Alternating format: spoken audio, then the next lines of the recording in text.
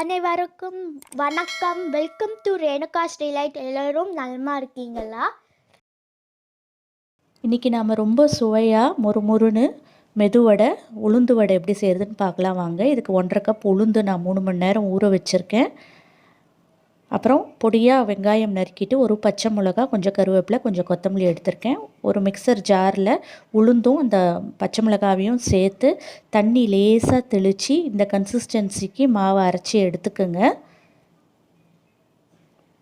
அப்புறம் இந்த மாவோட கருவேப்பிலை, நம்ம பொடியாக நறுக்கி வச்சுருக்கிற கருவேப்பிலை, வெங்காயம், அப்புறம் கொத்தமல்லி சேர்த்துக்கோங்க. இந்த நேரத்தில் நீங்கள் தேவைப்பட்டால் 1/4 டீஸ்பூன் மிளகும் பொடியாக நறுக்கி இஞ்சியும் சேர்த்துக்கலாம். 1/4 டீஸ்பூன் பெருங்காயத்தூள் சேர்த்துருக்கேன். உப்பு சுவைக்கேற்ப சேர்த்து நல்லா கலந்து விட்டுக்குங்க. கலந்து விட்டுட்டு கடாயில் எண்ணெய் ஊற்றி அடுப்பில் மீடியம் ஃப்ளேமில் வச்சுக்கோங்க.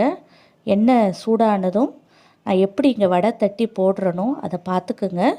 கையை முதல்ல தண்ணியில் நனைச்சி எடுத்துக்கிறேன். அப்படியே மாவை உருண்டையாக கையில் எடுத்து கட்டை விரலில் சென்டரில் ஹோல் போடுறேன். இதுதான் நான் பண்ணுற ப்ரொசீஜர். ரொம்ப ஈஸியாக வரும், ட்ரை பண்ணி பாருங்கள். ஸோ ஒவ்வொன்றா தட்டி எண்ணெயில் மெதுவாக பார்த்து போடுங்க. 1 நிமிஷம் கழித்து திருப்பி விடுங்க. 2 பக்கமும் நல்லா வெந்து வரணும். ஒரு சின்ன டிப், சிலர் சொல்லுவாங்க மிக்சியில் மாவு அரைக்கும்போது வடை கல் மாதிரி வருதுன்னு. ஏன்னா அது மாவு ஓவர் ஹீட் ஆகிறதுனால.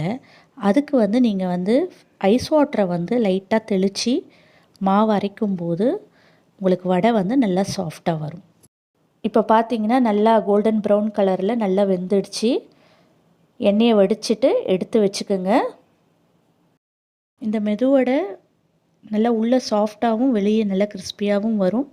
இதை தேங்காய் சட்னியோடவோ சாம்பாரோடவோ சர்வ் பண்ணுங்கள். ரொம்ப அட்டகாசமாக இருக்கும். பின் குறிப்பு, நான் பச்சை மிளகாவை உளுந்தோடு சேர்த்து மிக்சர் ஜாரில் அரைச்சேன். ஏன்னா குழந்தைங்க சாப்பிடும்போது வாயில் தட்டுப்படுமேன்னு. நீங்கள் வேணும்னா பச்சை மிளகாவை நறுக்கி மாவோடு சேர்த்துக்கலாம். இந்த செய்முறை உங்களுக்கு பிடிச்சிருக்குன்னு நம்புகிறேன். கண்டிப்பாக ட்ரை பண்ணி பாருங்கள். உங்கள் ஃபீட்பேக்ஸை ஷேர் பண்ணுங்கள்.